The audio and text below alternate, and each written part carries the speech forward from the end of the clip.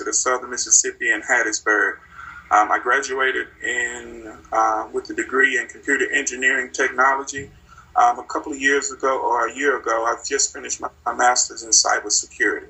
Right now, I'm currently working at IBM as a senior applications developer specialist, where I work on write programs such as using Java and different Java frameworks. Okay, and while you were in college, how many times or how many no's did it take for you to get a yes before you actually chose your career choice or your major choice?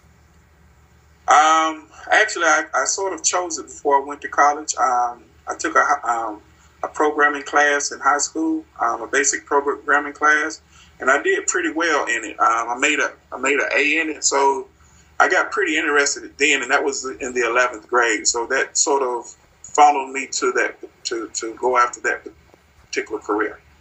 Okay, okay. And so, how can I say this? Do you feel like the career that you chose now is making a really big difference from, trying to think I just lost how I can say this question. I just lost it. Let me go a different route. Okay, so what would you say to students that, really doesn't have a sense of direction or where they want to go with their career, what the major they want to choose? I would always recommend that find something that you're very interested in that's basically will motivate you.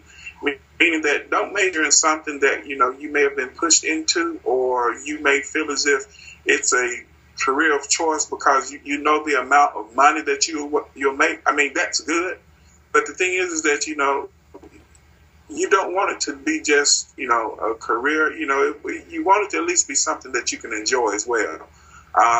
Being in computer science or even computer programming, it's you have to relate to it as more of an art, meaning that when you implement programs, sometimes you're given a data sheet, and where a lot of people may use forms to manually capture information. And from a programming perspective, you take that form, and the forms is used to create a package for a particular employee or whatever the business may be, and you write an application around it where it's purely paperless, and you print reports from that particular application. So it's not necessarily a homegrown type of occupation or career, but it has its engineering / artistic approaches to it as well.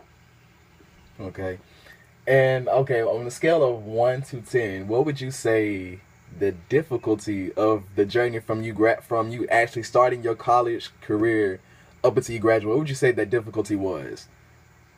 The difficulty was the first region. I was in Mississippi, so sometimes it's hard to start your profession in Mississippi or find a viable job that basically, that hones in on the skills that you learned in college.